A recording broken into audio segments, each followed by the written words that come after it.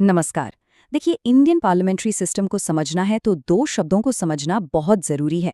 निंदा प्रस्ताव और अविश्वास प्रस्ताव सुनने में एक जैसे लगते हैं, है ना? पर इनमें जमीन आसमान का फर्क है। और यही फर्क खासकर कॉम्पिटिटिव एग्जाम्स के लिए जानना बेहद जरूरी है। तो चलिए आज इसी को आसान भाषा में समझते हैं। तो आज हम क्या क्या देखने वाले हैं? सबसे पहले बात करेंगे भी संसद सरकार से जवाबदेही कैसे तय करती है। फिर हम एक एक करके इन दोनों मोशंस के बीच 4 बड़े अंतरों को जानेंगे। इनका मकसद क्या है, ये किसके खिलाफ लाए जाते हैं, क्या कारण बताना जरूरी है, और सबसे जरूरी, इनका असर क्या होता है। और हाँ, आखिर में एक क्विक समरी भी होगी। तो चलिए शुरू करते हैं। देखिए, इन प्रस्तावों को समझने से पहले हमें ये समझना होगा कि इनकी जरूरत ही क्यों पड़ती है।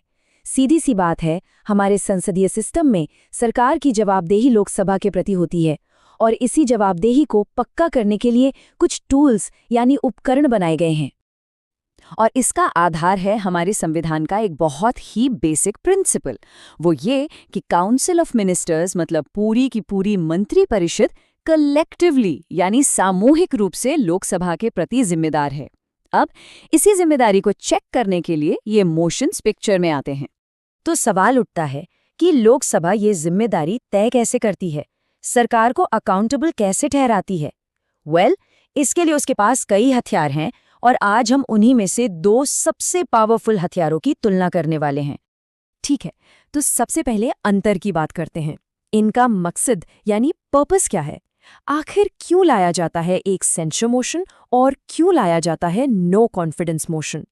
देखिए, सेंसर मोशन या निंदा प्रस्ताव का मकसद बहुत स्पेसिफिक होता है। इसे सरकार की किसी खास पॉलिसी या किसी काम की आलोचना, उसकी निंदा करने के लिए लाया जाता है।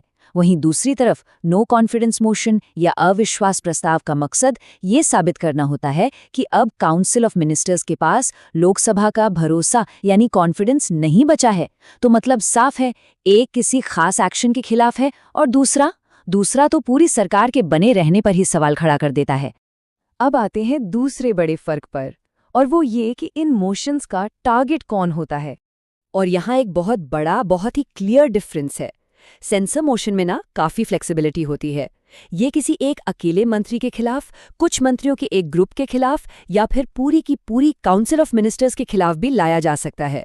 लेकिन जब बात नो कॉन्फिडेंस मोशन की आती है तो इसका टारगेट सिर्फ और सिर्फ पूरी मंत्री परिषद हो सकती है। आप ऐसे किसी एक मंत्री के खिलाफ नहीं ला सकते। चलिए अब तीसरे अंतर पर आते हैं। सवाल ये है कि क्या मोशन लाने के लिए वजह बतानी पड़ती है, क्या कोई रीजन देना पड़ता है। देखिए, सेंसर मोशन के मामले में कारण बताना मैंडेटरी है, मतलब एकदम अनिवार्य। आपको साफ साफ बताना होगा कि आप सरकार के किस काम या किस पॉलिसी की निंदा कर रहे हैं। लेकिन नो कॉन्फिडेंस मोशन के लिए कोई कारण बताने की जरूरत ही नहीं है। क्यों? क्योंकि ये इस सिंपल आइडिया पर बेस्ड है कि सदन का सरकार पर भरोसा नहीं है। बस बात खत्म।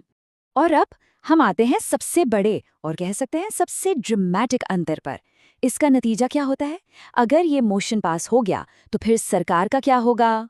यहाँ नतीजों में जमीन आसमान का फर्क है। बिल्कुल, अगर सेंसर मोशन पास हो भी जाए तो भी काउंसिल ऑफ मिनिस्टर्स को रिजाइन करने की जरूरत नहीं है, सरकार बनी रहती है। हाँ, ये सरकार के लिए एक बहुत बड़ी वार्निंग जरूर है, लेकिन अगर नो कॉन्फिडेंस मोशन पास हो गया तो फिर कोई दूसरा ऑप्शन नहीं है।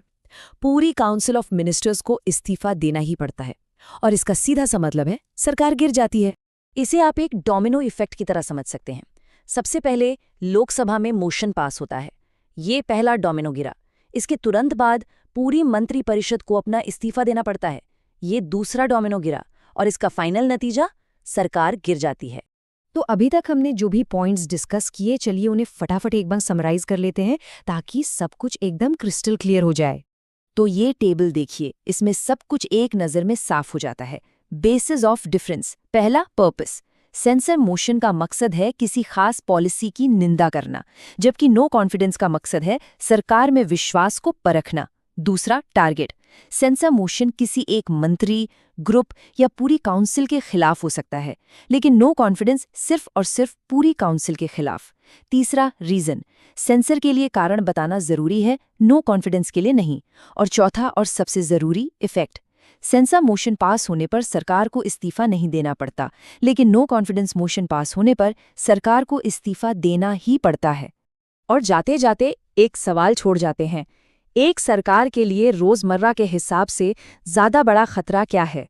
किसी एक खास पॉलिसी पर होने वाली पब्लिक निंदा, या फिर ये डर कि सदन का समर्थन कभी भी पूरी तरह से खत्म हो सकता है? जरा सोचिएगा इस बारे में।